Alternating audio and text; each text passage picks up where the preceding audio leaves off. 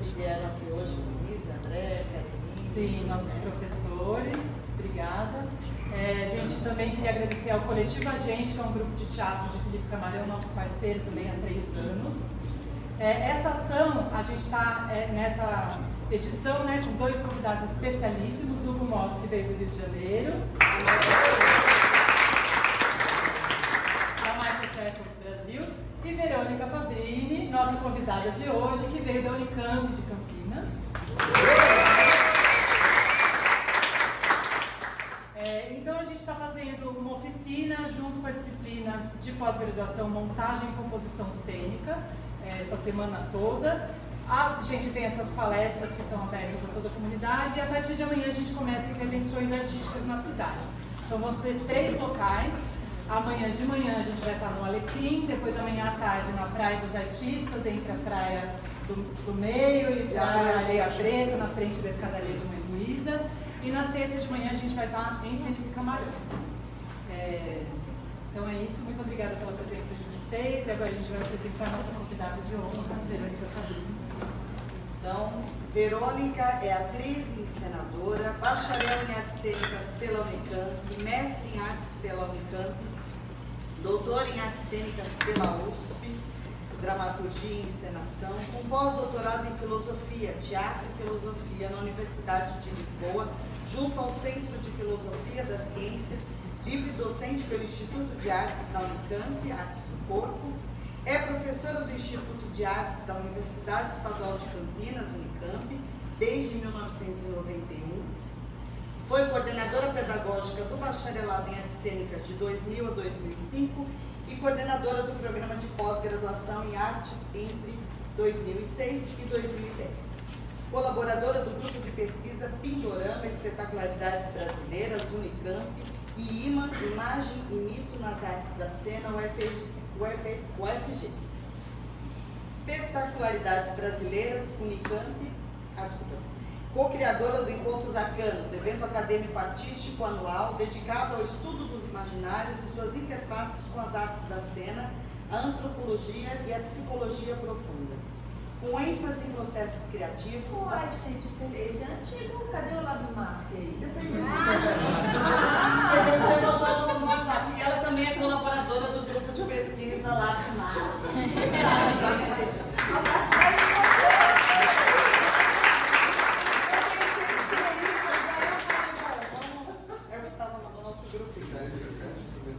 Com ênfase em processos criativos, atua principalmente nos seguintes temas: atuação com bases tchecovianas, performance, dança, teatro gestual e dramaturgia de imagem.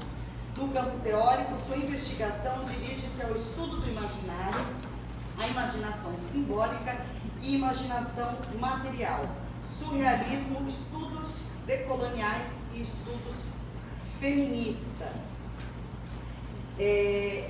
Essa é a apresentação que está lá no currículo Lattes, né? Que a gente faz o protocolo acadêmico, mas a gente vai pedir uma licença poética aqui, porque para nós é um momento muito emocionante. Eu estou muito emocionada da Verônica estar aqui, porque Verônica foi nossa professora quando nós tínhamos a idade dos nossos alunos. E ela sempre foi uma grande referência para nós, como artista e como professora.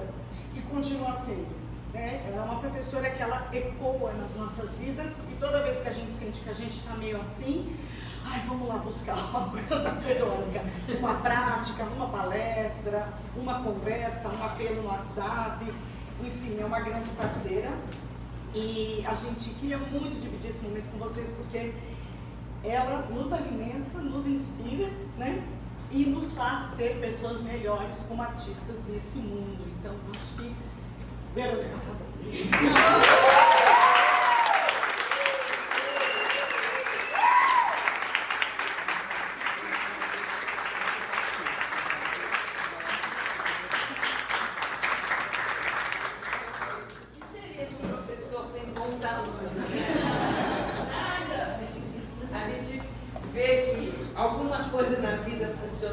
Quando a gente tem duas parceiras como a Ana e a Melissa.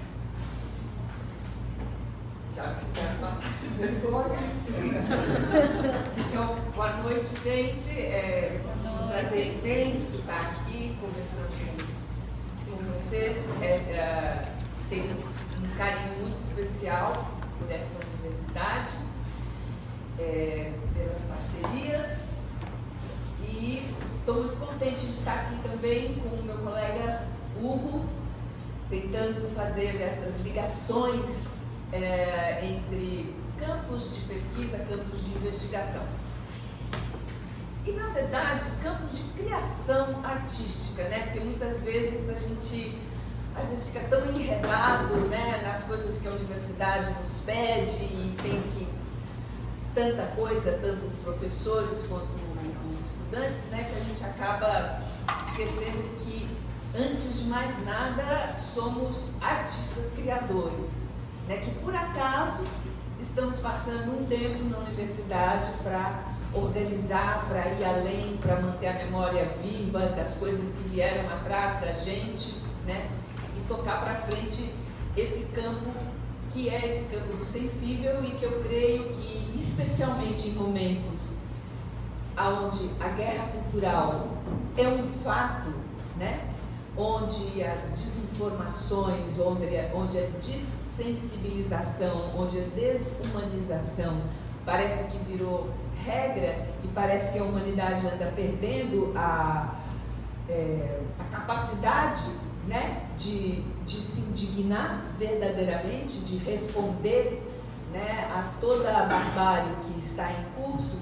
A gente vê que a arte teria muito a colaborar nesse caminho, né, de ressensibilização da humanidade. Então, fica aqui essa tarefa, nada fácil para vocês, certo?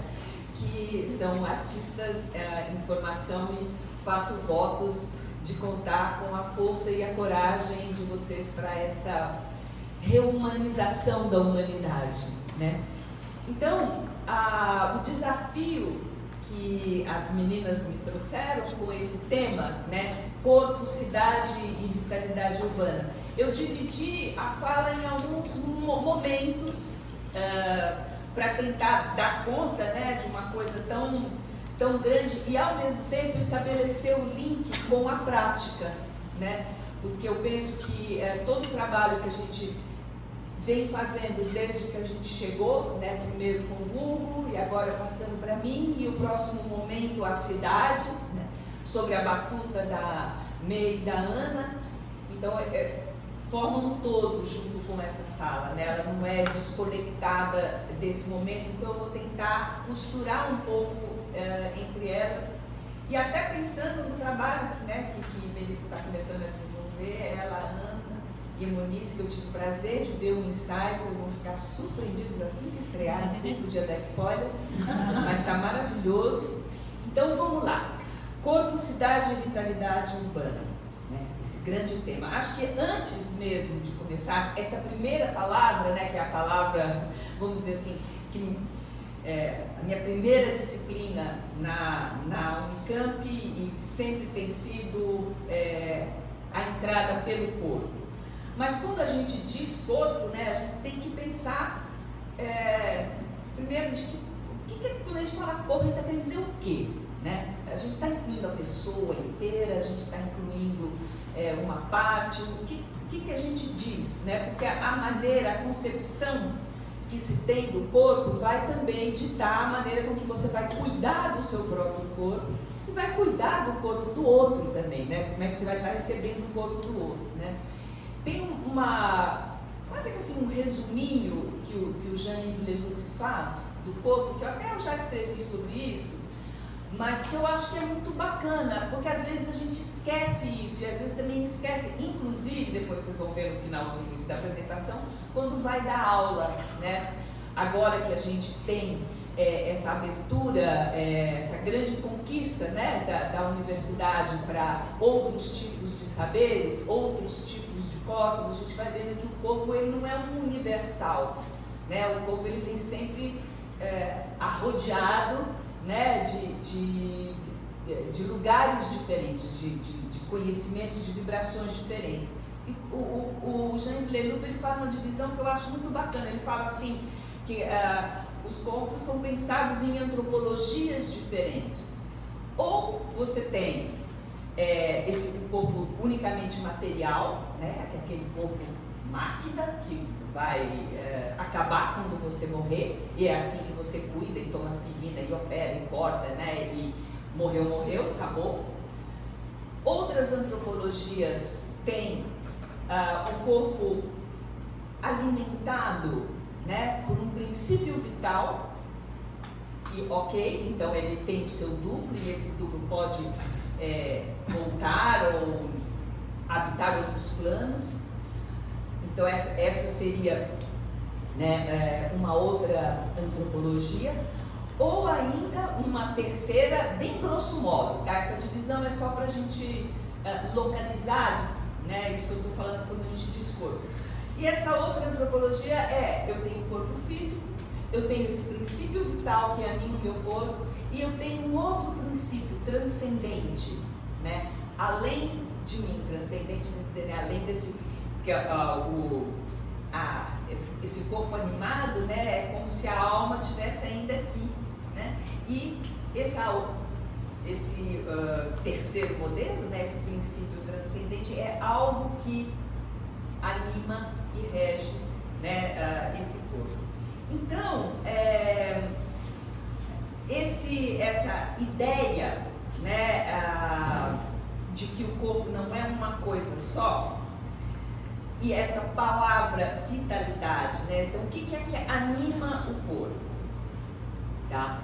Eu estou dizendo isso porque durante toda a oficina a gente tem trabalhado, e quem esteve aqui e escutou a palestra do Hugo em relação, né, ao livro mesmo, né, do Manuscrito de Paris, é todo esse trabalho com a parte invisível do corpo.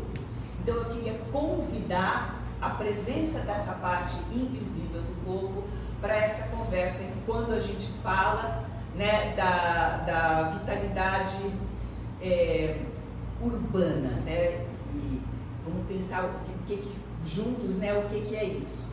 Porque dentro desse universo tchecoviano, a gente falou rapidamente sobre isso, né, na exposição do Hugo, mas eu acho que é importante pensar que a ideia de corpo que o Chekhov traz, né, e que ele vai abraçar, é essa ideia desse corpo expandido, bem expandido, porque ele vai estar se alimentando da antroposofia. Leva vocês um pouco a viajar no tempo e pensar que nesse começo do século, né, eu cheguei a falar um pouco rapidamente na palestra sobre isso, mas no começo, né, na virada do século passado, né, bem em 1900, né, quando o Freud vai, né, lançar, né, o livro sobre a interpretação dos sonhos, esse outro universo, né, é a mesma época do surrealismo, né, onde as coisas começam a ver, tem o real concreto, mas tem alguma coisa além. É também a época um pouco próximo, né, a época do nascimento, não sei se dá para falar assim, né, mas que o espiritismo começa a chegar, né, então essa ideia de, nossa, então tem alguma coisa imaterial, virou quase moda, né, as mesas de sessão espírita na Europa, né? Então a gente tinha aí brotando essa, ainda, né, desorganizada, essa ideia de psique, essa ideia de espíritos, né? E o Rudolf Steiner, que é esse que vai inspirar o Chekhov num momento de crise, né? E é bacana a gente pensar, né, momentos de crise são sempre momentos de impulso para a criação, né? Ele vai entrar em contato com essa outra visão que estava em nascimento, que estava em impulso, né? Que chegou na Europa, vindas de outros campos, né? Então a gente tem aí uma imensa influência da teosofia que vai buscar lá no Oriente. Então também queria chamar a atenção para isso. Quando a gente entra em contato com grandes diferenças, isso nos impulsiona a mover, né? E aí, dentro dessa visão de corpo, a gente tem o corpo físico, né, concreto da medicina, né, que na antroposofia eles chamam do corpo mineral, né, é aquele corpo do cadáver que tem muito a ver com os nossos ossos, e é aquele que, né, morreu. Aí, depois, né, desse corpo físico, eu tenho um outro corpo juntinho, né, daí, que é esse corpo, o corpo etérico, o corpo vital, que são as forças formadoras do corpo, né, que fazem ele se transformar, fazem ele crescer. E as plantas também têm. Queria sublinhar que nesse caso, né, você vai vendo que somos conectados aos minerais, né? Então somos gratos que eles nos formam, somos gratos, né, a essa ideia do vegetal, né, que cresce. O corpo astral, que os bichos também têm, né, que ele também vai chamar do corpo anímico, que é onde moram as nossas sensações, desejos, emoções, o movimento consciente que os animais também têm. Então vai vendo que nessa concepção de corpo que o Chekhov vai trabalhar, como ela é derivada, ela tem uma ancestralidade, não é o homem pop, né? E tem ainda mais um corpo, né? Então o físico, o vital, que torna vivo, o anímico, sensações, emoções, e ainda o corpo que organiza o eu, né? Que é o que vai dar individualidade criativa, que é aonde, que na verdade é a autoconsciência, é isso que a biologia muitas vezes discute, né? Os bichos são autoconscientes, tudo. Neste momento, né, eles achavam ainda que o homem é que tinha esse estado mais bem informado de se entender enquanto indivíduo, né, para o bem e para o mal. E o legal é que nessa concepção do que é um corpo, né, esse último corpo, onde você diz eu sou, né, onde você tem essa autoconsciência, ele só se organiza um pouco melhor lá pelos 21 anos. Olha que interessante. Então, o eu sou não é um dado, é uma construção. Queria chamar a importância de toda a educação que vem antes para esse corpo que chega na universidade. Né? Então, como é que essa formação toda dessa outra ideia de corpo vai sendo dada? Tá, então, isto posto, temos aí. Então, corpo, quando eu digo corpo, quando eu penso no corpo e vitalidade, né, na cidade, eu acho que é importante localizar. É desse corpo que a gente está falando, né? É desse corpo que é físico, que é mineral, é desse corpo que é vital, né, que é anímico e que tem essa autoconsciência e, portanto, se tem autoconsciência, o mínimo que a gente espera que tenha o mínimo de responsabilidade, né? Então, e é bacana esse negócio dos 21 anos, né? Seja responsável, né, pelaquilo que você também está trazendo para o mundo, tá? Aí, a outra partezinha do título, né, cidade e vitalidade urbana, é curioso porque se a gente pensa que uma coisa, tá, está desvitalizada, é que ela precisa se revitalizar, né? Então a gente ouve falar, né, revitalização do centro, revitalização dos teatros, né? Ou seja, aparece aí uma ideia que a gente nem sempre imagina, é de que coisas, se elas precisam ser revitalizadas, é porque elas também morrem, e se elas também morrem, em algum momento elas não estiveram vivas, né? E aí eu venho para uma ideia que é vamos dizer, a segunda parte aqui da coisa, mais ou menos, que é um autor, que vocês viram lá no negócio do currículo, né, que eu gosto muito, estudo e me interesso pela ideia do decolonial, principalmente por essa abertura a diferenças. E dentro do pensamento decolonial tem uma coisa que eu acho muito bonita, que quem traz é o Simas e o Rufino, né, que são dois pensadores, que eu acho que são dois pensadores brasileiros, que é um outro tipo, né, de decolonialismo, e eles falam e insistem de que o contrário para essas outras culturas que nos formaram, né, que o contrário de morte, contrário de vida não é morte, né? Que o contrário, né, de morte é desencanto.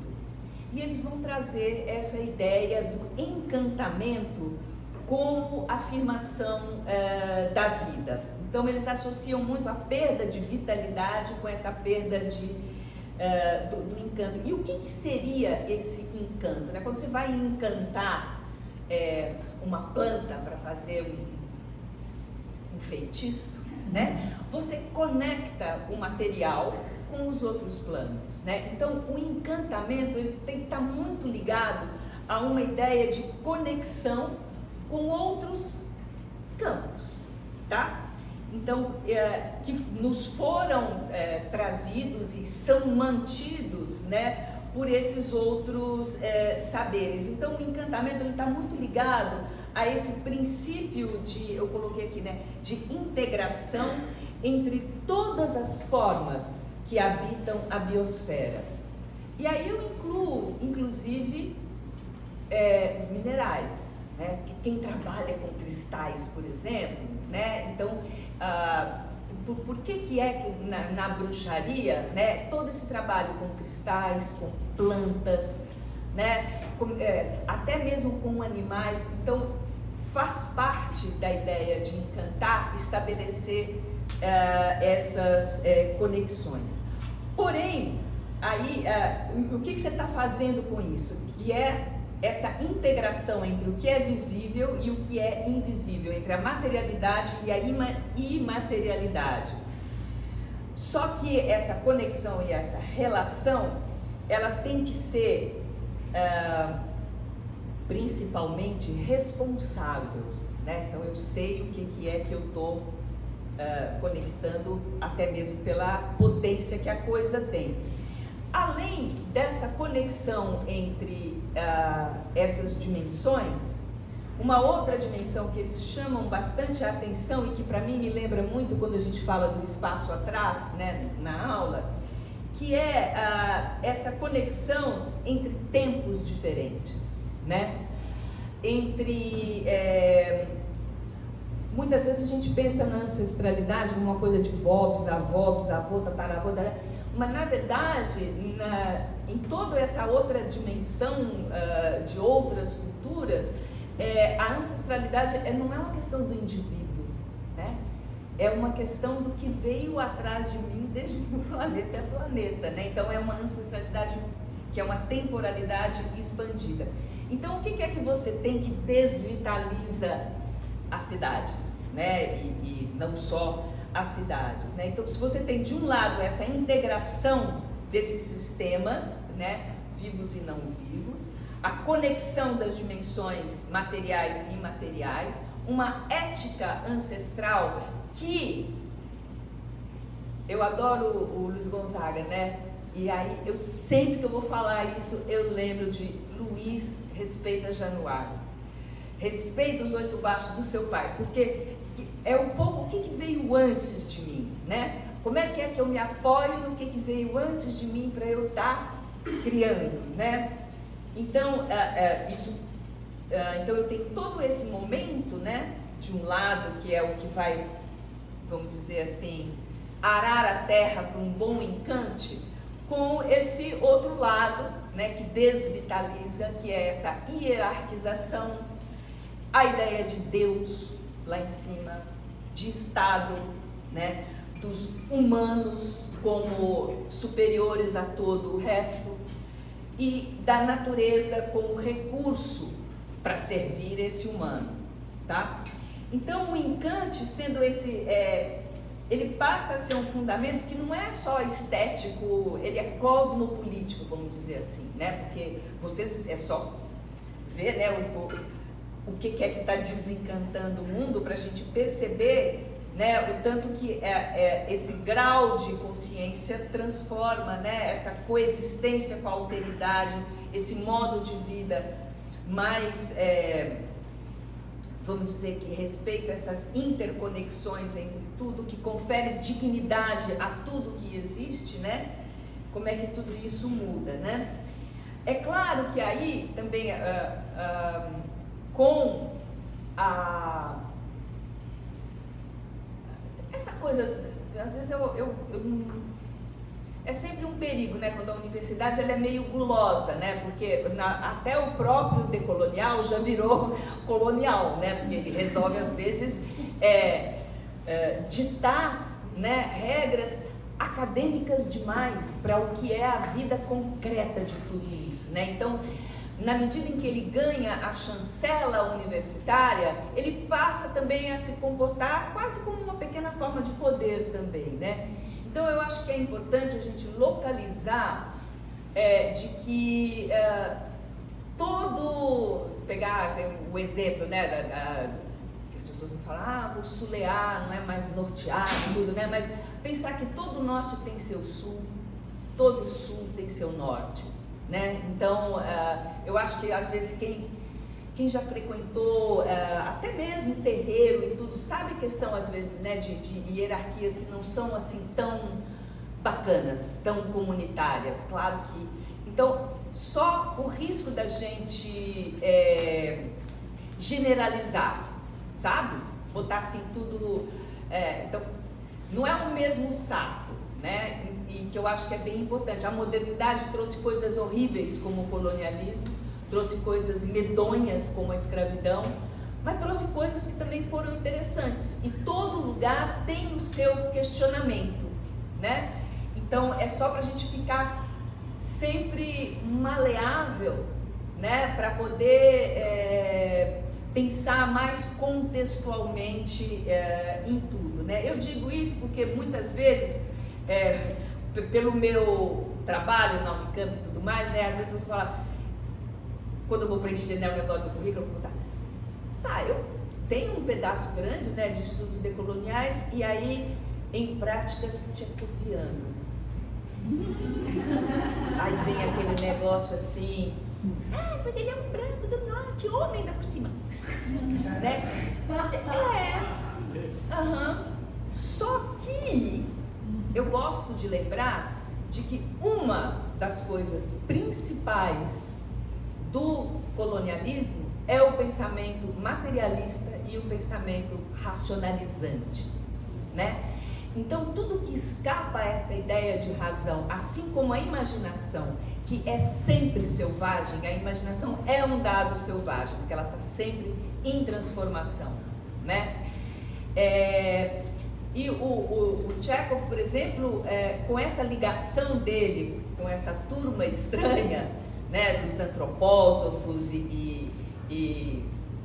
ou mesmo, eu acho que a Melissa deve ter passado com vocês quando vocês estudaram o próprio Stanislavski, né, a ligação dele com o Oriente, né, com o Yoga, com o Prana, e é impressionante como o Ocidente foi ocidentalizou e materializou o Stanislavski, tirou todo esse astral de uma Rússia extremamente xamânica, né?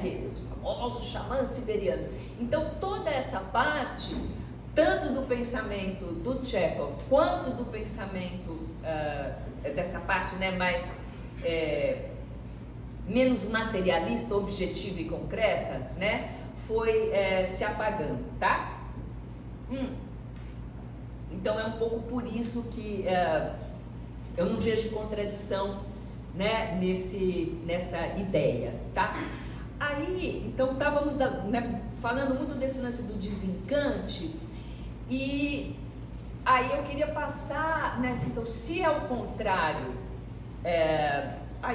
eu não me lembro, tem também, se não me lembro, um provérbio africano que fala, né, de que equivale, ele é mais bonito do que o que eu vou falar, mas que a gente só morre quando a gente é esquecido, né? Então daí essa ideia do culto à ancestralidade, né? O que é que mantém a vida?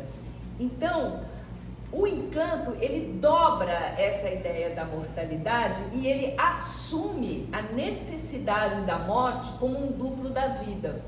E o que é que estranhamente a gente tem na nossa sociedade, né? É o corte do ciclo, né? A própria separação nossa da natureza faz com que a morte para a gente ficou igual à ideia de fim, ou seja, um pensamento linear. né? Então, perder essa consciência de que a vida é provisória, dialógica, inacabada e conectada com invisíveis, tudo isso está super ligado a um outro tipo de relação com a própria ideia de morte, né? De morte enquanto ciclo, né? Então,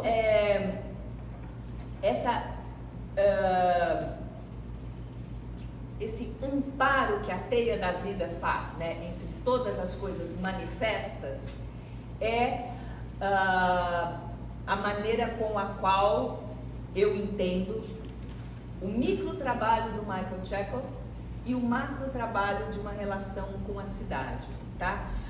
Peguei aqui assim uma citação que eu achei bonita, dentre muitas, né, do Rufino, que ele diz assim: a vida é um sentido amplo que comunica a vibração do ser em conexão com todas as coisas criadas e invisíveis aos nossos olhos. O encante rasga o humano para lhe transformar em bicho, vento, grão de areia.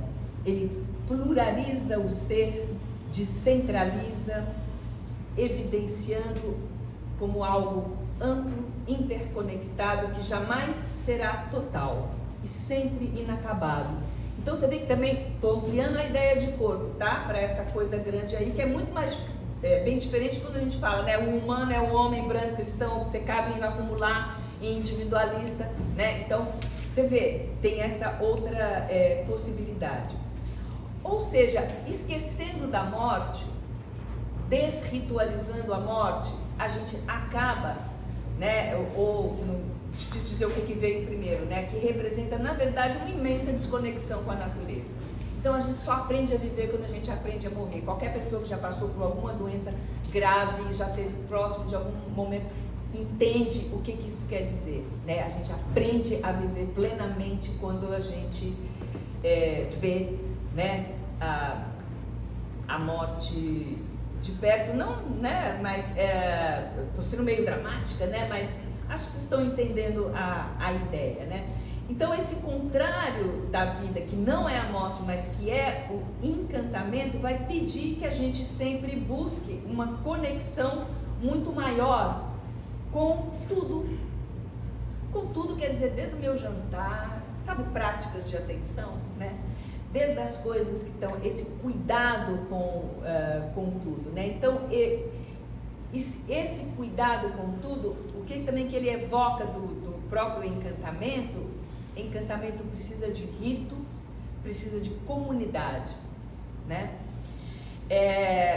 Eu achei tão bonito e dessa ligação, falei de rito, né? Mas dessa ligação com os imateriais. Não sei se vocês acompanharam quando o Trump ia explodir lá o Irã, naquela famosa noite terrível, né? Se vocês viram as orquestras e os tambores tocando a noite inteira. E o que o cara lá falou: olha, então nessa noite vamos deixar todo mundo a luz acesa e vamos ler eu esqueci o nome, tá? É o Bhagavad Gita deles, vamos dizer assim, é um poema ancestral que todos leem, né? Então eu achei tão bonito, né?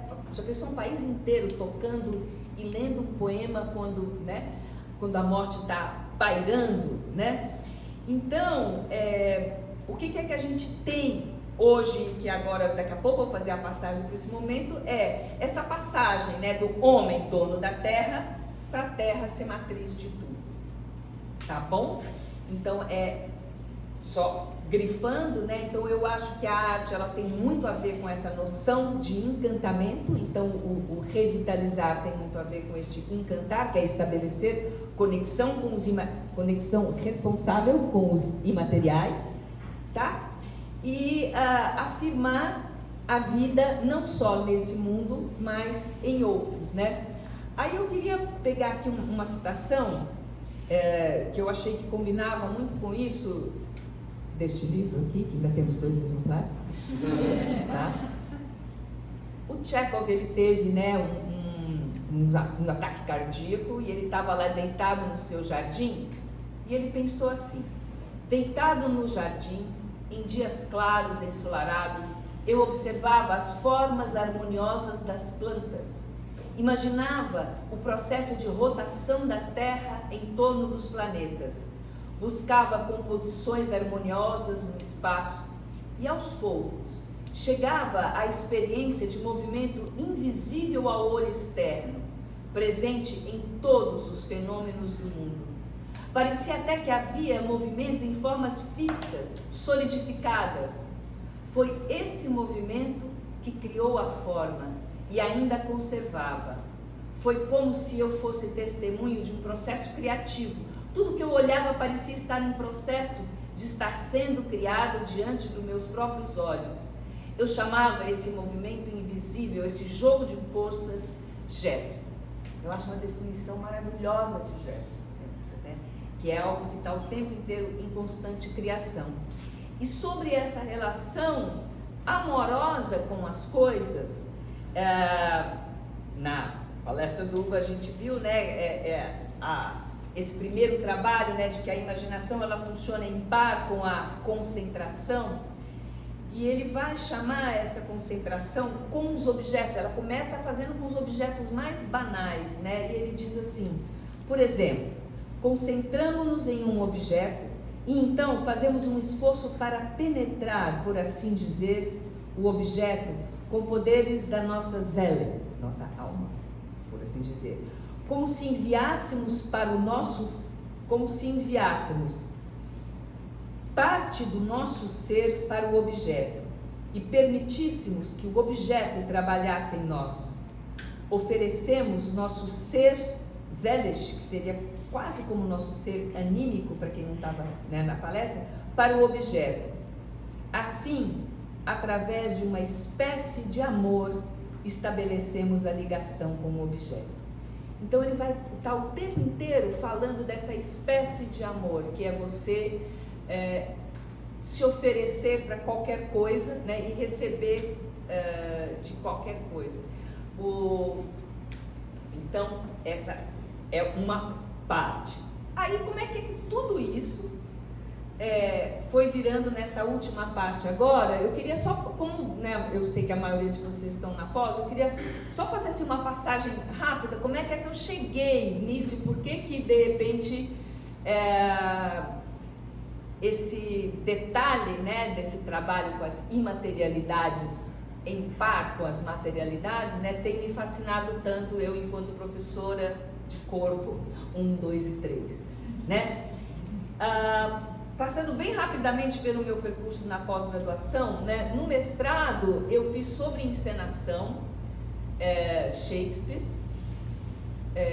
Otelo, aonde a questão interracial me chamou bastante atenção, então onde uma primeira semente foi plantada, mas a outra semente foi porque eu trabalhei muito numa conversa entre o Artaud e Brecht, né? Ou seja, algo bem, né, material ali, e algo que todo mundo falava, mas o Artaud falou um monte de coisa, teatro metafísico, teatro anímico, teatro alquimia e tudo, mas nunca inventou nenhuma prática, né? Então eu fiquei curiosa, né? Nossa, olha que... Porque o Artaud, ele veio influenciar a ideia de corpo de milhões de filósofos, né?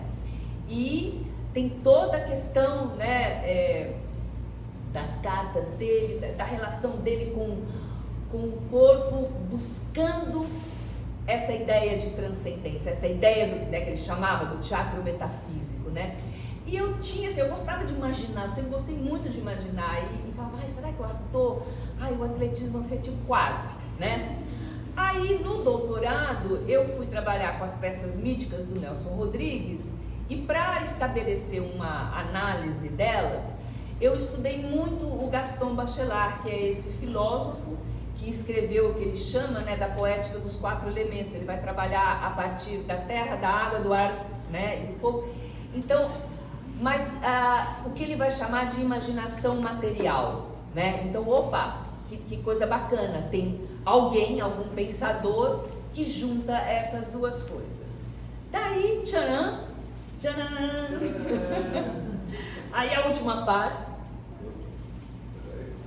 é porque a gente deixou. Aí eu vou chegar na última parte, que tem a ver um pouco como é que eu cheguei no Chekhov. Eu acho que tem que ligar de novo, porque ele acaba desligando quando fecha a tampinha. Aí eu acho que é só isso. Então, eu tinha esse gosto especial pela imaginação e queria entender quais formas práticas de trabalho concreto, né, com as materialidades que me encantavam muito, porque eu venho da dança para o teatro, né? Então, como trabalhar essa imaterialidade através da materialidade, né? Foi quando, né, eu me encantei pelo trabalho do Chekhov, uma dificuldade de achar quem trabalhasse praticamente, né? Então, no Brasil, até então, a gente só tinha um livro, né, que é para o ator, hoje temos 2 em português, tá? E aí, o que aconteceu? Eu fui vendo que nesse trabalho do Chekhov, várias coisas que me perturbavam, essa ideia do teatro como uma metafísica, de qual maneira, né, dar esse entorno anímico para as coisas, a própria ideia, né, de imaginação, como é que a gente conseguia, enquanto ator, potencializar ela para a nossa criação, né? E fiz alguns cursos, mas nada ficou tão claro para mim, inclusive essa conexão, essa ampliação do pensamento do Chekhov, até a hora da pandemia, tá? Então eu vou pegar aqui, né, o Chekhov, ele fala desse teatro espiritual, né, ele vai chamar isso do teatro do futuro, né? E aí eu quero pegar essas duas experiências, o momento em que ele cria a escola dele na Inglaterra e como é que isso se conecta com o que eu estava vivendo, né, durante a pandemia. A gente faz assim? Não, assim.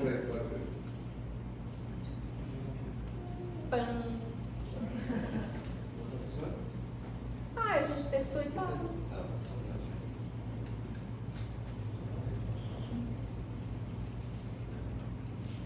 Mas ele tá com a luzinha, né? Liga e desliga. Aí, o que eu achei interessante, né, quando o Chekhov, ele funda a escola dele, quem estava aí na palestra deve se lembrar, que ele faz essa escola numa comunidade rural, né? E eu acho esse detalhe muito interessante, né? Por que ele foi escolher uma comunidade rural, aonde, claro, reuniam durante a guerra, né? Essa comunidade reunia vários artistas de artes diferentes, né? Que também é uma coisa muito legal, você tem perspectivas artísticas, né? Quem trabalhou e também estava criando as coisas aí na época era Karenine, me ajuda, a que escreve, que ajuda o Laban a escrever. Esqueci o nome dessa Lisa Ullmann, eu acho que né? E é curioso, porque os caras também pensavam muito, mas sempre tinha uma mulher que anotava, né? Organizava o material e tudo. A mesma coisa, né? O Chekhov com as suas... O Chekhov está aqui no meio, tá? Com as suas assistentes, que tomavam nota de tudo. Ou seja, a construção no nosso campo ela é muito coletiva. Né?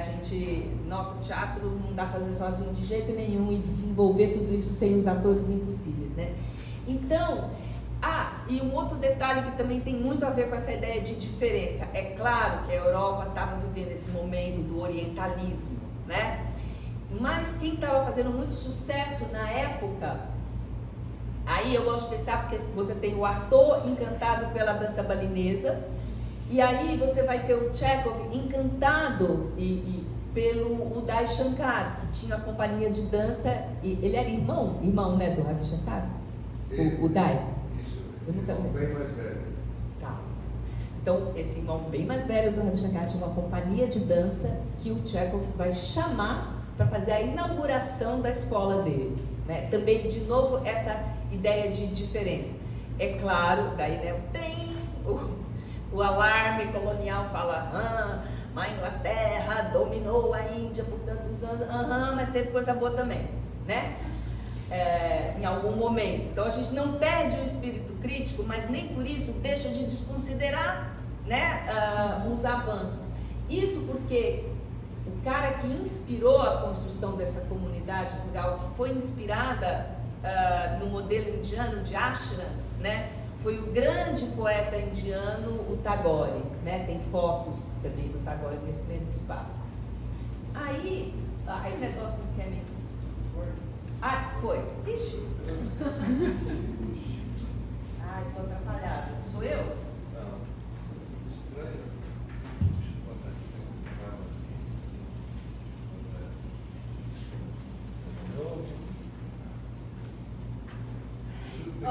A coisa da propriedade rural me encantou. De novo? Pode ir. Eu aqui, né? Ele não quer mesmo comigo.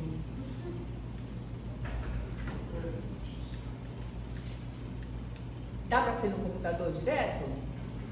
Só andando nele? Se quiser, posso passar. Eu posso passar. O João pode passar, não posso. Eu passo. Tá. Eu passo. Obrigada. Isso porque eu moro em Barão Geraldo, né? E às vezes a gente fica pensando assim, nossa, porque o teatro tem uma coisa que é meio cosmopolita, né? Não sei porque a gente acha que teatro mesmo acontece, né, nos grandes centros, nas cidades, tararararara. Então eu fiquei curiosa e achei encantador essa comunidade. Pode passar, porque esse daí estava só o preto. Como as práticas, e eu fiquei pensando, né, vendo esse lugar aí em 36 e eu lá, né, em Barão Geraldo em 2020, e ele falando, né, do teatro do futuro, né, eu lembrei de uma frase que uma amiga minha, diretora chilena, que vai vir aqui também em algum momento, a Cláudia Chenique, ela falava, uma vez a gente estava num festival, de que o teatro é uma nacionalidade. Eu achei tão bonito isso daí, e lembrei de uma vez que eu estava num festival no Kosovo, imagine só, e realmente, sabe, no café da manhã, você fala, tinha uma intimidade tão grande que você reconhecia, né? Então eu acho bonito essa ideia do teatro como uma nacionalidade. Fiquei pensando, por que será, né? Porque o mundo imaginário é uma pátria comum, né? Uma pergunta, é uma mátria, né? Pensando na ideia oposta, pode passar. E aí, pensando, né? Ele está elaborando, vendo gente fazendo, né? Então, teatro é assim. Eu fiz questão de colocar, né, essa foto de ensaio, sala de ensaio, e pensar que essas pessoas, que personagens passaram por elas, né? O que elas estavam fazendo aí? Que tipo de atores eles queriam ser, né? E eu acho bacana essa roupa de trabalho também, né? O neutro, né? Deles. E são iguais vocês. Eles estão atrás de vocês, né? Estão sustentando o desejo deles, tá? Né? Pode passar. Aí, né? Eu só quis colocar essa imagem por causa a importância da natureza para o Chekhov, tá? Pode passar. Ali, que é o Tagore, né? Esse com jeito de indiano aqui, né? Aqui eles discutindo o texto, pode passar. Dizem que essa frase é do Chekhov, a gente está querendo descobrir, mas ela é tão citada como sendo que a gente já acostumou, e ele falava que o ator é um ser humano profissional. E essa frase sempre me fez pensar, né, o que é um ser humano, o que desvitaliza, como é que a gente faz um ser humano de novo, né? Pode passar.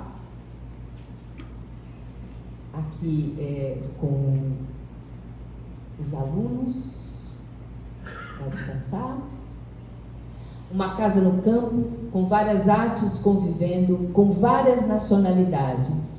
Queria sublinhar isso, né? A questão das diferenças, do mundo em guerra, e eles se juntam nesse canto para estar em comunidade, para ser comunidade. O que uma comunidade necessita para viver juntos?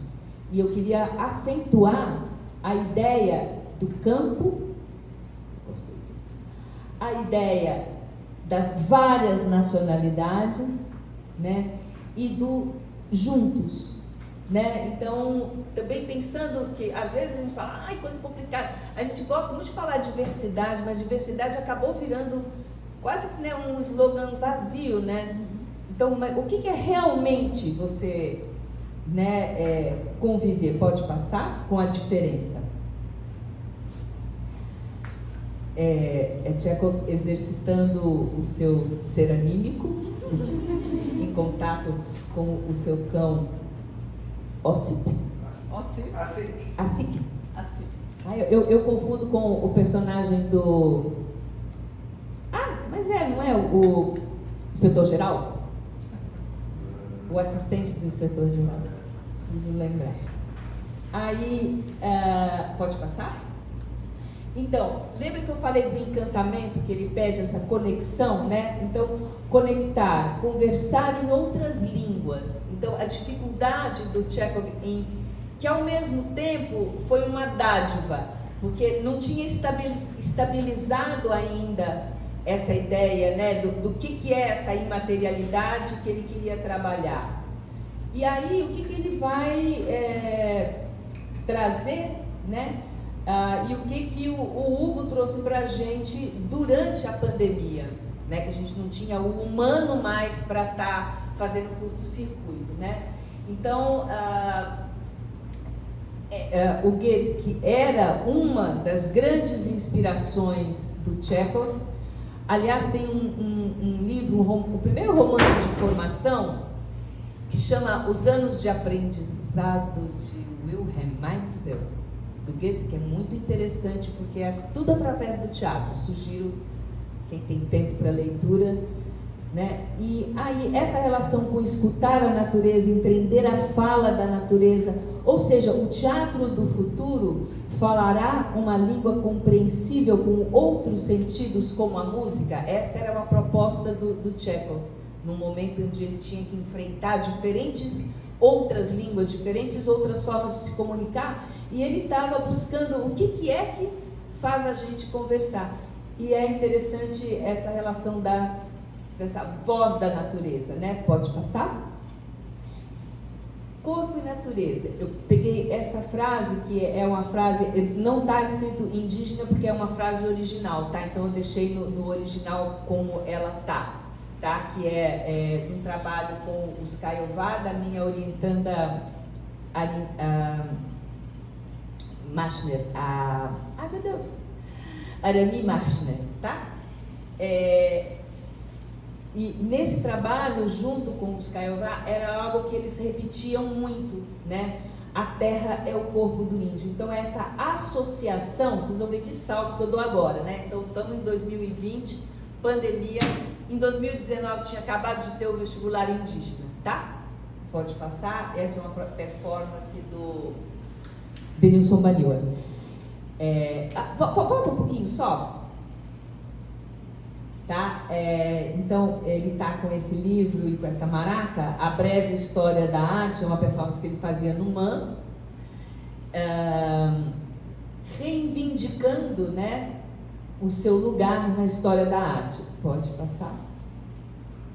Essa é um desenho da Arami, minha orientanda, todo relacionado com a pesquisa dela junto com os Kaiowá, que desde pequena ela trabalha com eles. Pode passar, só por causa da ligação corpo-natureza, tá? Como a natureza estando dentro do corpo. Esse é o trabalho de uma outra aluna minha, eu adoro quando eles dão esses presentes, viu? Para Alice, para Melissa, para Ana, podem fazer desenho que a gente guarda, tá? Todos esses eram desenho de final de curso. Pode passar, esse outro desenho de final de curso. Né? Então, como é que a gente traz essa ideia de natureza, que muitas vezes a gente acha que natureza está, sei lá, no Amazonas, ela só pode estar lá. Mas a pandemia foi mostrando que ela está dentro do corpo, que ela está dentro da casa, pode passar? E está nesse estado, fora. E se ela está nesse estado fora, e se a natureza é essencial para sustentar o mundo imaginário, o que será que uma natureza ferida faz com o mundo imaginário? Se imaginação, a base da imaginação, quem sustenta animicamente a imaginação é a natureza, né? O que acontece nesses momentos, tá? Pode passar? Nesse momento das grandes queimadas, a gente estava acabando de receber os estudantes indígenas e era realmente muito impressionante como eles ficaram vendo tudo isso. Pode passar. Porque eu perguntei para minha aluna e ela disse: eu escuto tudo isso, eu escuto esse grito. Pode passar? Esse é um trabalho que os alunos fizeram. Pode passar? Impossível separar, e aí o tanto que a arte indígena foi, vamos dizer assim, me mover em direção a esse trabalho. Impossível separar a arte indígena contemporânea de sua cosmovisão. E nós, brancos, qual a nossa cosmovisão? Esse artista é o Urá Sodoma. Então, porque quando a gente começa a ver a arte indígena, a gente fica todo, né? Nossa, não, mas é ligado... tem esse fascínio, mas para eles é feitiçaria, é encantamento, é encantaria. Não é arte mercadoria, é arte ligada à terra. Pode passar. Esse é um trabalho, um exercício que eu fiz com a minha... Nessa época foi a primeira estudante indígena do curso de artes cênicas. Agora está no mestrado já. Pode passar. Perdemos nossa imaginação junto com a nossa espiritualidade. Perder a imaginação é perder a alma, é perder a humanidade. Como poderemos ser um ser humano profissional, né, desalmados? Então, pensando de novo, né, nessa ideia de alma, encantamento, conexão entre invisíveis. A espiritualidade não tem, ela está sempre amarrada, né, senso comum, a uma ideia de hierarquia, a uma ideia de religião.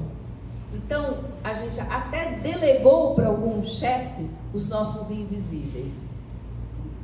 Pode passar?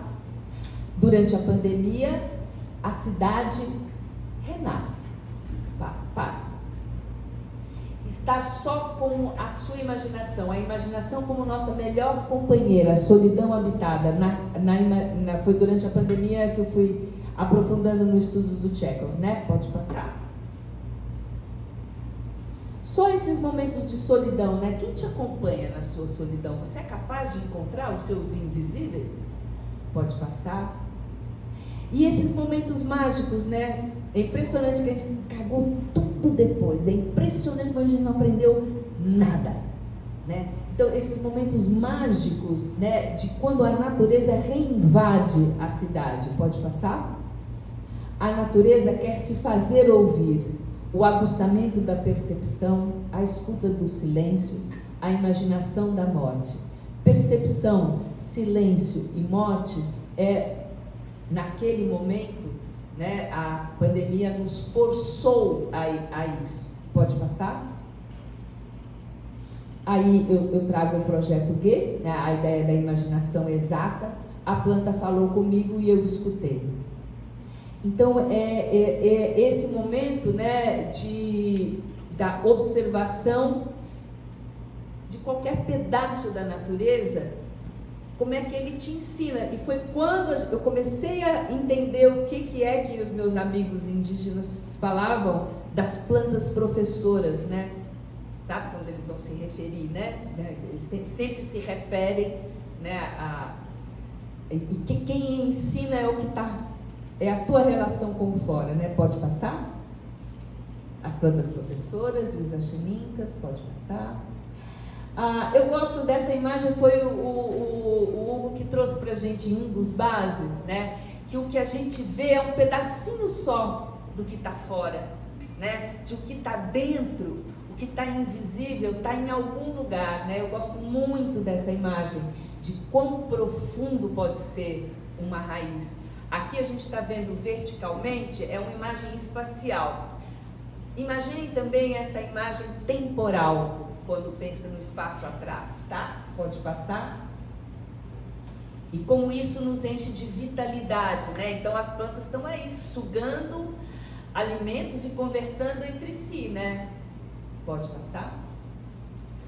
Gente, é porque eu adorei esse do macaco.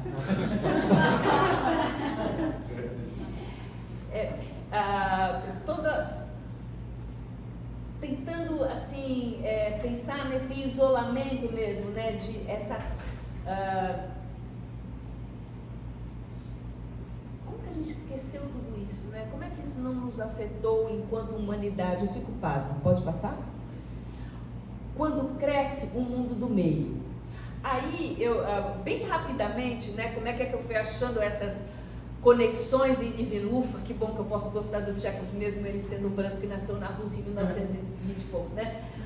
Porque eu fui encontrar no livro do Kakaveraj Jekopé uma descrição que combina demais com o que o Chekhov descreve, com o que a antroposofia descreve, tirando algumas partes, né?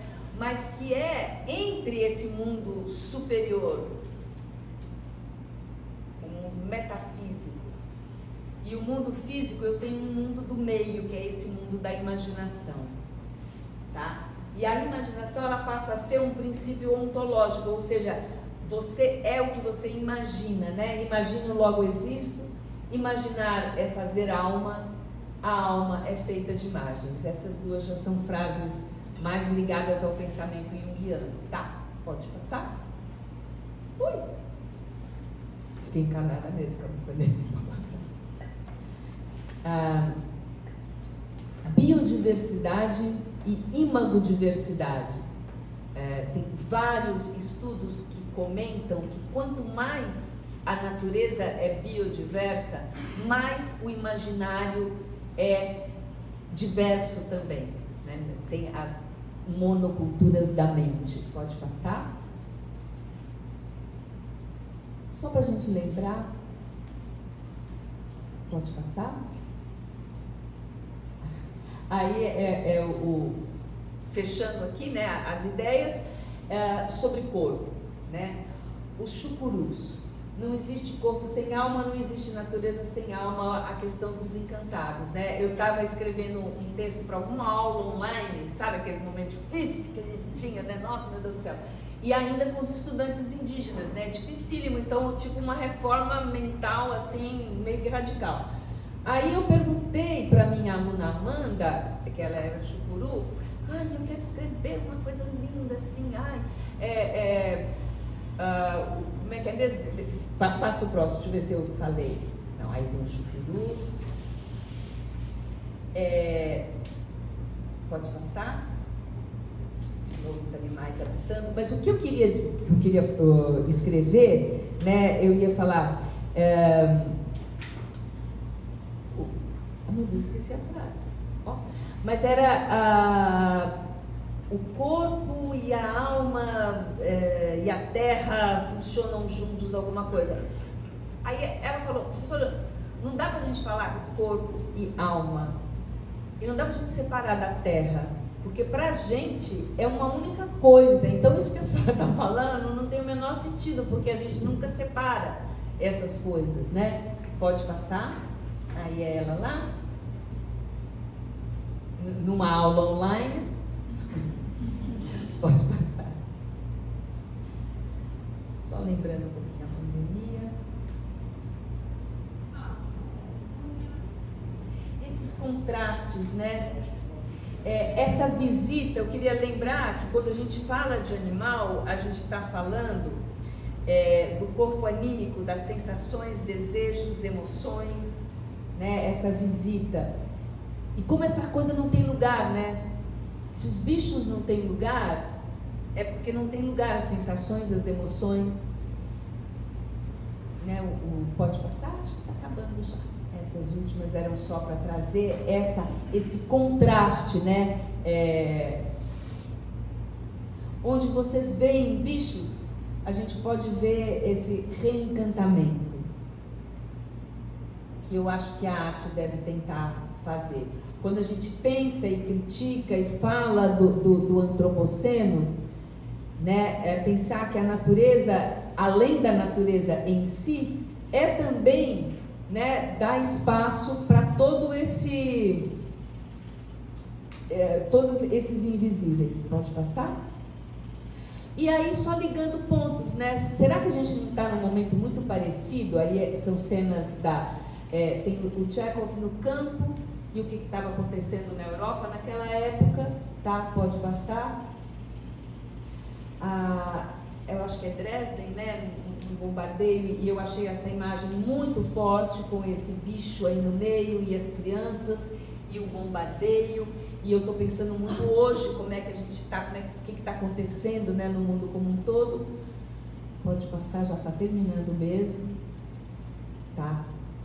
Ou seja, a gente não aprendeu porra nenhuma, né, sobre isso e pode passar, o que a gente faz? Quando o nosso futuro é agora, ser humano, ser comunidade, ser natureza, de alma a alma, compreender que o mundo tem alma, né? Então, qual que seria a nossa responsabilidade enquanto artistas nesse reencantamento? Tá? Pode passar, eu acho que é a última. Acabou. Acabou, gente, é isso.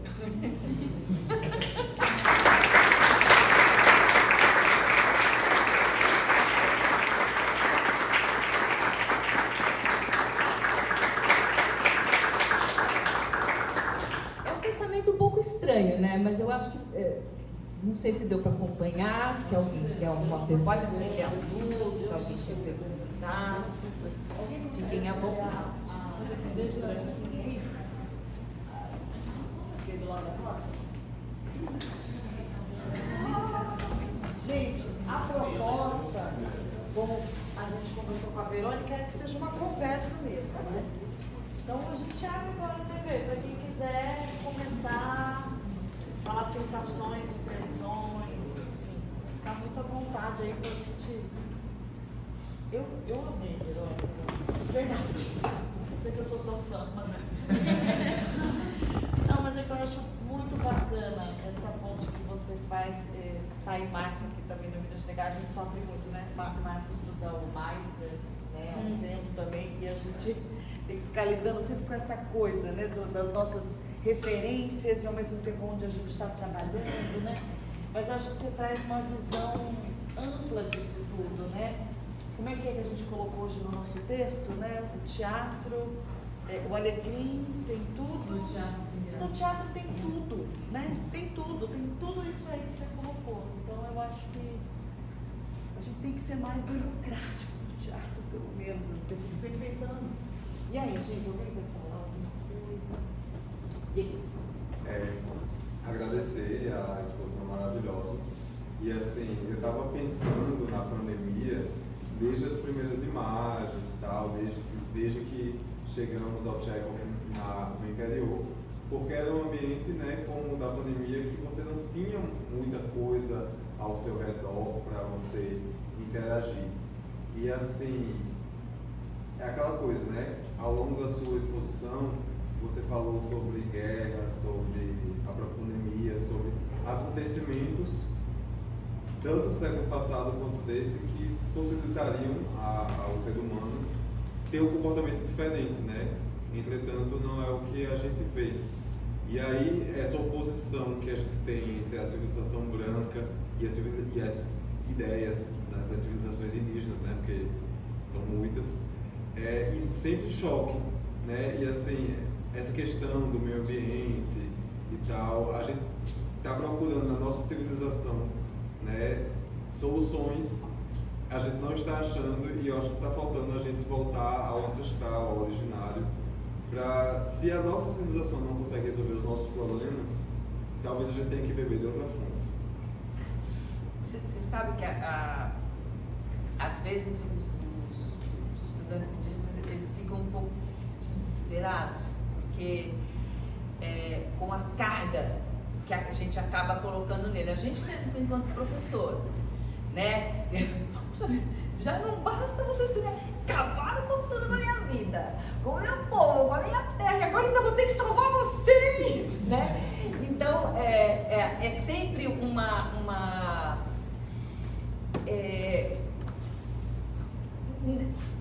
a gente mesmo, né? Como que a gente pega isso enquanto gesto, né? Que é um gesto de respeito absoluto, né? À natureza como ser, né? E não como coisa, né? E não como recurso. Eu acho que essa virada, essa macro virada, ajudaria, penso que demais, né? Por que ela é tão difícil de fazer? Né? Por que ela está sendo tão difícil de fazer? Né? Eu sinto, e às vezes fico aflita com a cooptação da dimensão da espiritualidade nas hierarquias religiosas, né? Pensando que a espiritualidade é o lidar com esse invisível, né? Eu estou pensando em espiritualidade nesse sentido, né? Não no sentido religioso, né? Agora, as religiões, de certa forma, né? A tendência dela, a diferença entre o xamã e o sacerdote, né? A tendência, né, é já estabelecer essas hierarquias. E eu acho que a gente acabou delegando e perdendo essa força, né? A gente empresta a nossa força física para o médico, para o nutricionista, para o não sei o quê, né? A nossa força anímica para o psicólogo, para o psiquiatra, para quem vai, né, diagnosticar, e a nossa força espiritual para as religiões, e a nossa força política para os dirigentes, e a gente fica meio forgado, né? Mas resolvam aí para mim, né? Então é difícil a gente né, tomar para a gente essas regras, essa potência mesmo, né? Que tem um pouco a ver com essa ideia do uma potência feliz, não é um poder assim, potência mesmo. Potência criadora, né? Potência criadora, transformadora. Eu vi uma pichação que eu achei tão legal no caminho de casa, adoro, achei bem legal. Se os de baixo mexem, os de cima caem. Achei assim, ela fisicamente é tão legal, né? Todo mundo que já mexeu com, sei lá, cartela de cartas, né? Lá em cima às vezes cai só um, mas mexe aqui embaixo pra você ver, né? Então, eu sinto muito essa... E a gente sabe que a gente, como artista, teatro, né? A gente está lá embaixo, né? A gente não está em nenhuma... Porém, o que a guerra cultural tem feito, né? O que o famoso Black Mirror tem feito, né? O que esse roubo do imaginário, né?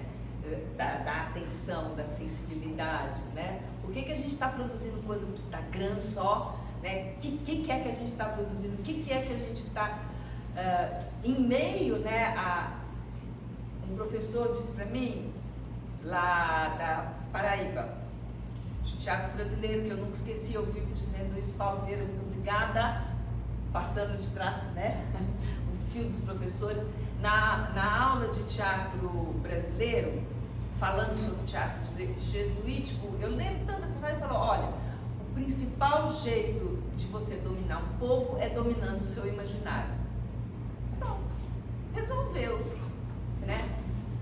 Eu acho isso muito forte quando a gente pensa em Hollywood e pensa o que cada um pensa, o medo que a gente tem, né? Já não é meio assim terrorista árabe, né? Já fica, sabe aquelas coisas assim, chinês mal, né? Então, sabe como é que os imaginários conduzem o nosso gosto para tudo, né? Vocês, artistas, são produtores de imaginário, vocês têm noção dessa responsabilidade, especialmente nesse momento agora, né? Nesse momento agora, até, sei lá, onde o Brasil Paralelo contrata o quê? Atores. Para fazer o quê? Para refazer a história do país. Atores carismáticos, bonitos, com muitos seguidores no Instagram. Ou a gente se toca, ou a gente está realmente em mãos da história, gente. Se liguem. Eu já estou velha, vocês estão jovens. Pelo amor de Deus. Não sei, viajei um pouco, mas deu para ligar um pouco? Você falou, desculpa.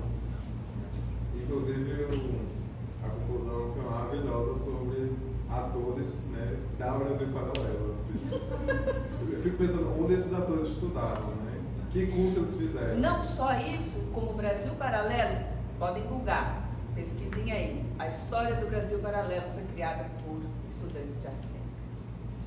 Pasmem. Né? É foda.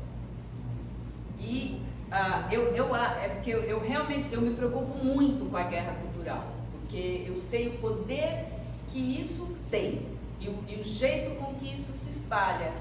Porque, inclusive, a gente já teve, assim, tive uma ex-aluna que me ligou e eu falei, não faça, você não sabe onde você está se metendo. Porque o pessoal mais jovem, às vezes, não sabe onde está se metendo. Pagam muito bem, tem equipamento, tem cinema, tem produção, tem dinheiro, tem muitos seguidores. Vê quantos seguidores tem o Brasil Paralelo. É meio chocante isso, né? E são atores, são a infantaria da guerra cultural. Né? Hollywood teve esse papel. Né? Os westerns tiveram esse papel. São construção de imaginário. São construção. Gente, para você derrubar isso. É difícil. É difícil pra caramba. Eu falo um pouco assim, né? Essa coisa da construção do imaginário, dessa guerra cultural, de como isso é complicado, que você falou em Hollywood, eu também trabalho com cinema. Teve um período que eu estava dando muita oficina de roteiro em comunidades. E aí eu estava numa escola pública, dando uma aula para um grupo EJA, uma galera que tinha dificuldade de escrita, mas a gente estava ali, estava bem interessante. E tinha um menino, que quando eu falei, vamos escrever sua história, e eu tenho todos os roteiro, premissa, objetivo, e eu quero que vocês pensem na vida de vocês, pensem no que está em torno de vocês, e escolham algo que te mova e criem uma história, tá tudo certo, só cria uma história. E esse menino não conseguia escrever nada que não tivesse a ver com Texas. Ele botou na cabeça que a história dele tinha que ser em Texas, e eu ficava, mas meu amor, por que tem que ser no Texas? E os nomes eram tudo americanos, John, não sei o que, enfim. E não tinha jeito, o menino que não conseguia. E uma loucura. Ele disse, não, é porque eu acho legal. Eu disse, sim, mas eu quero que a proposta é que você escreva algo sobre o que está em torno de você, que você vê. Ah, não tem nada legal. E eu quero escrever uma coisa legal. E danou-se como é que eu desconstruía na cabeça dele que podia ter coisa legal ali do lado dele. Foi difícil. Foi difícil. Com muita luta eu consegui que ele falasse de São Paulo no lugar. Não necessariamente é melhor. Mas pelo menos não trouxe para o Brasil. Eu fico assim, impressionada mesmo como essas coisas colam. É um visgo. Não só agora, né? Colam e espalham. Eu realmente não sei como é que a gente vai sair desse buraco, porque daí entra todas as questões, né, do algoritmo e tudo mais, da economia da atenção, e a gente que trabalha, por isso que eu às vezes eu falo assim, eu acho mesmo que o teatro é o último refúgio libertário. Eu fico imaginando, o mundo acabando e tudo aí, sei lá, a guerra nuclear, e aí as pessoas vão ver, não, lá tem uma peça, com gente de verdade, vamos lá, né? Porque uma coisa meio de ficção científica, porque realmente é difícil a gente pensar, né? Por causa do tamanho, do tanto que isso cresceu, né? Você falando, aí eu me lembrando assim, né? Que quando eu estudei a minha primeira formação, né, a Centro formada em comunicação social também, na UFRN, mas a primeira eu sou tecnóloga, eu me formei na Alemanha. E lá na época, nos meus 20 anos, achava assim um pouco doido, um pouco arrogante, que a diretora do curso ficava, o teatro tem a missão de salvar a humanidade. Eu disse, gente, que missão é essa, gente? Pelo amor de Deus, eu não quero ser atriz. Isso é muito peso.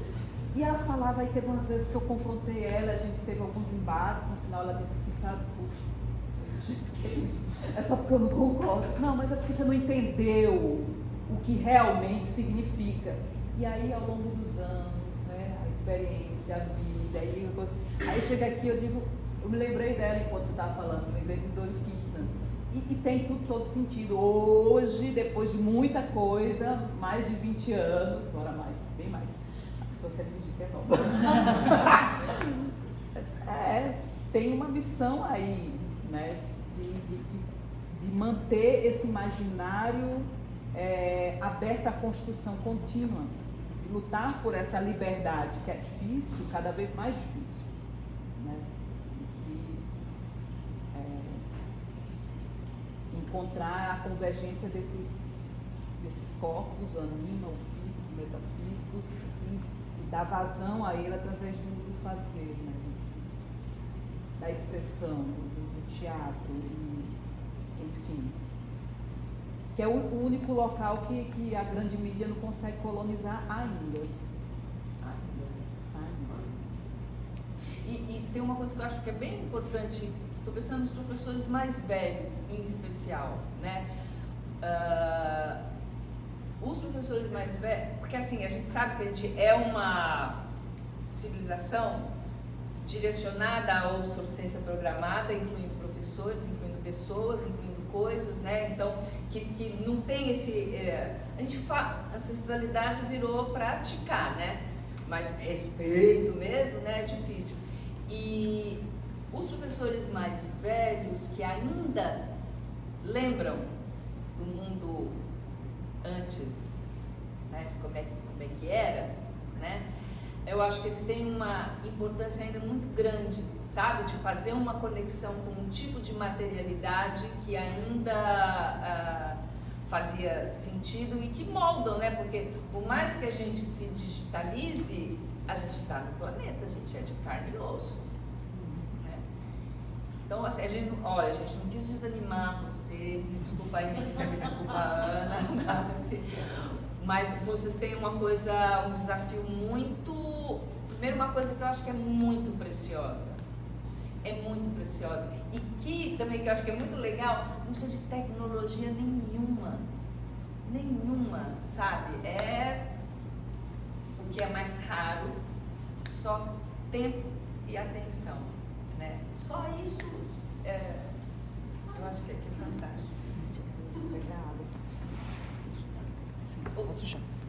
Eu vou só pegar. Eu acho que você acabou de falar, mas eu vou só perguntar talvez para você ecoar um pouco, porque quando a gente vê essa coisa do imaginário, né, nos domando, a gente vê uma luta em glória dessa, né, como que eu vou combater isso que está tão solidificado do outro lado.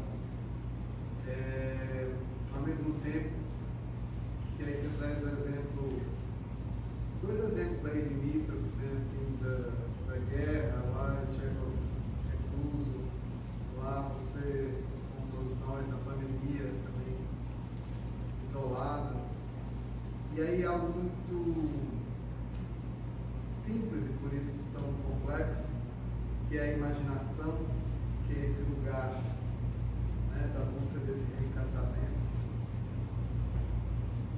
Será que se a gente entender mais sobre isso, assim, aprofundar esse olhar sobre a imaginação, sobre o que pode a imaginação, como pode a imaginação, será que esse caminho de romper esses imaginários terríveis que são construídos? Eu acredito muito nessa. Eu acho que a única revolução possível ela tem que começar no imaginário. Porque é onde estão os afetos, sabe? E o afeto é um punch, né, para você ir adiante, né? Eu acho que tem os pensadores aí mais chiques, né? Sei lá, você pega o Castoriadis, né, que é um desses pensadores do imaginário, que ele chama, né, uma coisa que ele nomeia do imaginário radical, né? Ele acha que a gente começa a existir a partir do... É o tipo imagino, logo existo, né? E que tudo começa por aí. Eu concordo com essa ideia. E realmente, e como isso está meio invisível, como a gente não vê, né? Mas eu sinto que tem a potência de uma bomba atômica, assim, sabe? Né? Agora, pois é, e aí é que eu acho que a questão da educação do imaginário, né, aí que eu acho que o papel da educação é meio que fundamental e chave. E você vê que ela não está nem aí para isso, né? Se você pega a educação do jeito que a gente, o tanto que isso é meio para lá de inútil, né? Tido como inútil e tal, ou então é capturado com muita agilidade, sabe? Também. E é direcionado para o capital com muita agilidade. Então essa autonomia, que eu acho que é isso que o Chekhov chama, sabe, do eu superior, é esse o eu sou, né? Essa consciência dessa responsabilidade, a gente tem que ficar meio que esperto, né? Mas realmente a gente está num momento meio assim, que eu penso que os artistas têm muita responsabilidade, né? Também, não é para salvar tudo, mas começa do pequeno, né? Começa da sua pequena comunidade ali, pode ser que hoje seja Texas, logo mais vai ser Birigui, sabe? Em algum momento, né? Porque às vezes quando a gente pega um pedação grande, né? Não, vamos começar agora do pequenininho, né? Para ver. Mas tem que começar. Isso que eu acho importante, né? Ano de Áries, tá aí, né? Conjunção Saturno-Netuno, vamos dar forma aos sonhos, né? Espiritualidade ativa, né? Então, assim, eu acho que cosmicamente os astros estão favoráveis, mas a gente precisa tomar uma iniciativa, né? Boa noite, eu quero perguntar uma coisa, eu vou tentar fazer a pergunta, mas eu estou com foco, claro, assim. Primeiro, obrigado por tudo que você trouxe, nossa, um elogio, assim, nossa, coisa legal, e você vai trazendo muita coisa que parece assim, que são coisas que a gente está, de uma certa forma, em conexão, assim, acho que eu digo não só por mim, mais ou menos está nesse lugar, assim. Vamos tentar fazer pergunta. Um pouco na onda do Rufino, assim, da gente fazer os cruzos, um cruzo muito importante que eu tive na graduação foi o livro do Fritjof Capra, que é o Tal da Física. É quando eu fiquei maravilhado quando ele trazia uma frase de um físico quântico que era a ciência ocidental mais desenvolvida. E aí ele pegava um texto de um zen budista de mais de 5.000 anos e quando ele parafraseava, era para ser falando a mesma coisa. E tinha a ver com uma coisa assim, da existência, da realidade, do que é isso que a gente entende enquanto coisas que existem, materialidade, né, micropartículas, física quântica. E aí, relacionando com essa conhecimento oriental das energias, né, e tal. E aí hoje, assim, fazendo um outro cruzo, um outro paralelo com essa a cosmovisão dos indígenas, que fala, não tem separação, tudo, nós somos cosmos, então nesse sentido nós somos feito da mesma coisa que é o planeta Terra está na gente, nos minerais, nas águas, né? Tudo isso é um fluxo, tudo isso está nesse movimento muito legal que o Chekhov escreve, né? Ele olha a pedra, ele percebe um movimento na pedra e esse gesto da existência é fantástico. E aí quando você falou sobre a questão do encantamento, eu queria que você falasse mais sobre o encantamento, meio que na perspectiva mesmo da bruxaria, assim, da coisa assim, Porque a minha dúvida, eu acho que eu quero perguntar mais ou menos, é assim, nós enquanto ocidentais, que somos educados dentro desse sistema capitalista, dentro de toda essa construção cultural, e que tem as suas implicações políticas, sociais e tal, que na grande maioria das vezes tem uma estrutura gigantesca para nos tolir, para nos limitar, para deixar a gente cada vez mais pobre nas nossas experiências, nas nossas capacidades e habilidades, assim. Então, tem um monte de capacidade nossa que é diminuída, é reduzida. Então, nós somos ensinados a perder a sensibilidade. E nós somos ensinados a ter uma existência cada vez menor. Mas eu quero dizer assim, tiram da gente a sensibilidade. E aí, por exemplo, a gente, na maneira de existir, a gente vai perdendo, por exemplo, vai perdendo a capacidade de conexão com as coisas. O estado de presença. O estado de presença também, exato. E aí, quando você falou da coisa do encantamento, me veio quase que essa produção de encantamento ser uma capacidade que qualquer um teria, por exemplo, qualquer um teria a capacidade de se tornar uma bruxa, um bruxo, porque estaria fazendo essa conexão entre as coisas. Fala um pouquinho disso. Só isso. Não, a ideia, né, que o Rufino coloca lá nesse texto, né, depois eu vou passar mesmo, você passar para o pessoal, porque ele é tão bonito, esse texto é lindo. Ele tem a ver com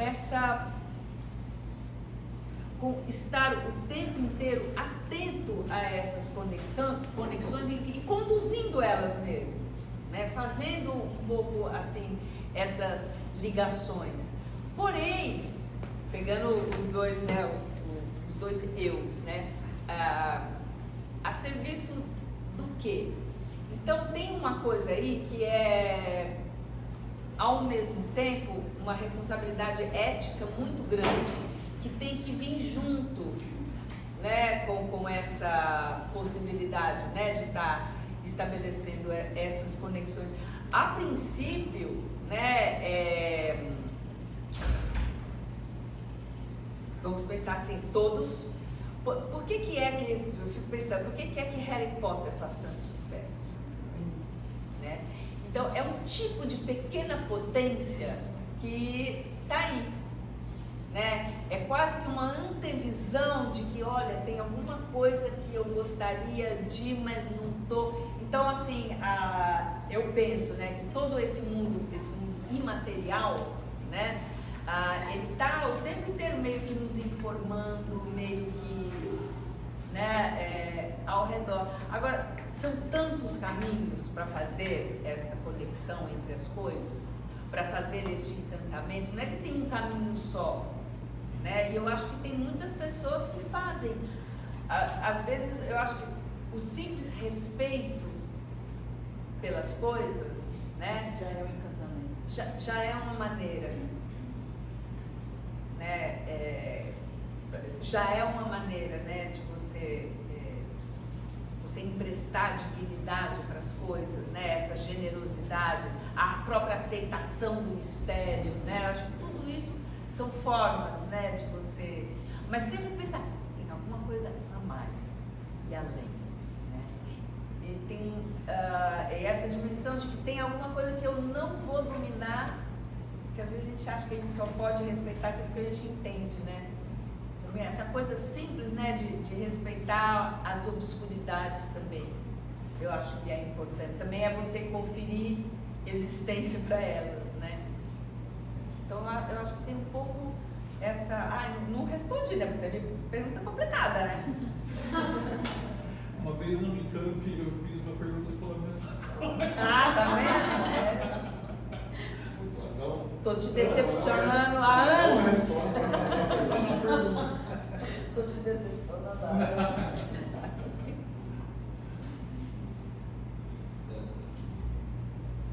Eu fico aqui imaginando, né, pensando em tudo isso que foi dito,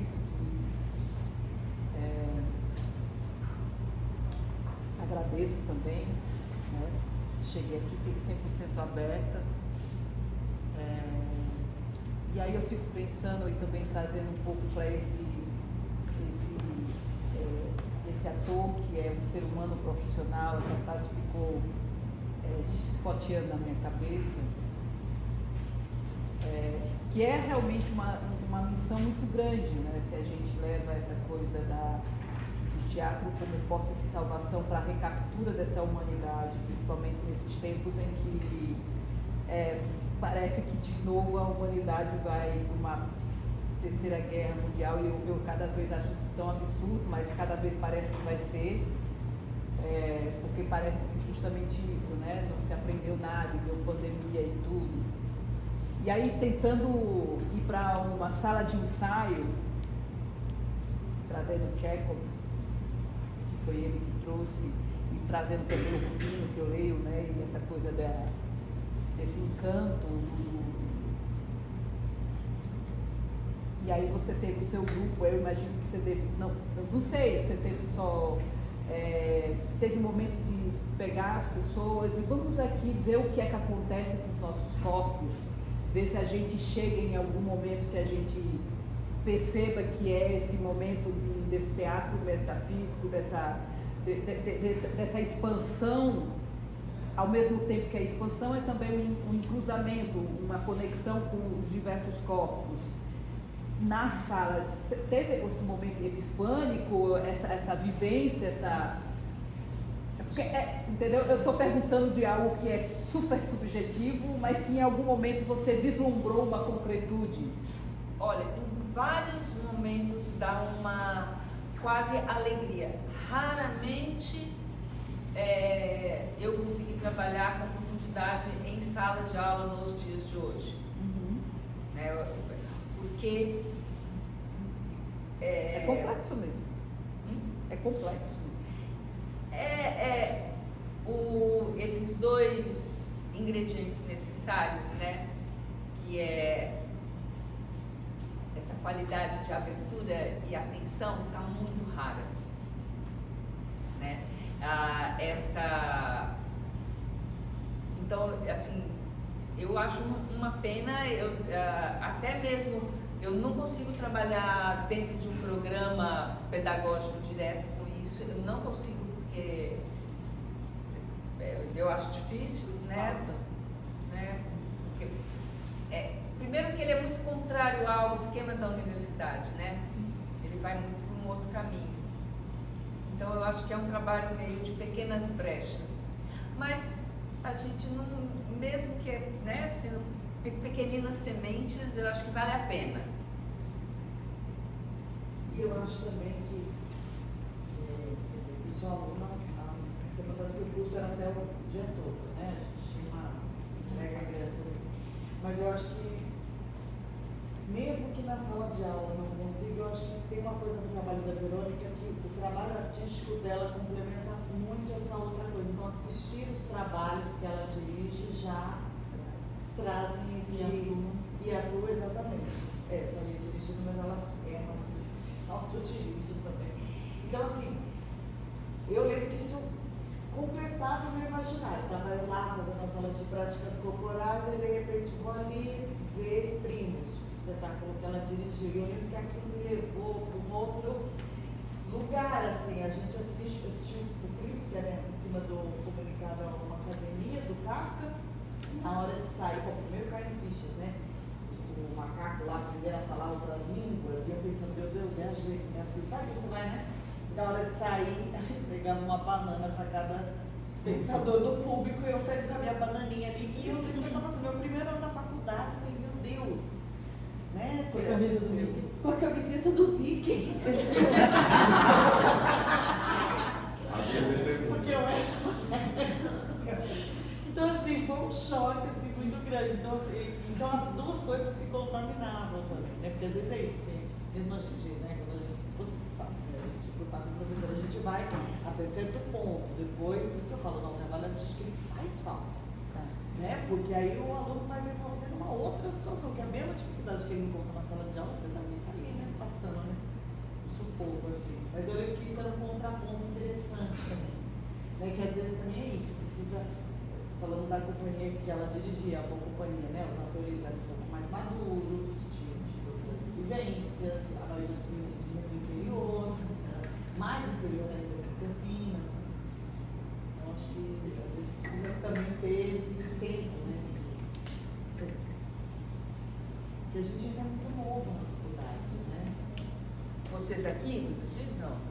Sempre, né? Sempre com 18, 19 anos, sim. cai ali, aí mesmo, né? Às vezes eu falo, às vezes é uma palestra que a gente assiste, é difícil, naquele momento mas fica uma coisa pra você depois, né? Tem fichas que demoram para cair. Demora, Passa demora. anos, décadas, né? Demora. Mais alguém quer colocar, gente? Senão a gente... Quero agradecer. A gente quero pedir desculpas se vocês vão ter pesadelo essa noite. Mas acreditem que Imagine. o trabalho de vocês é poderoso. Serão pesadelos criativos. Apesar Obrigada, então, gente. Dá pra Obrigado. vocês.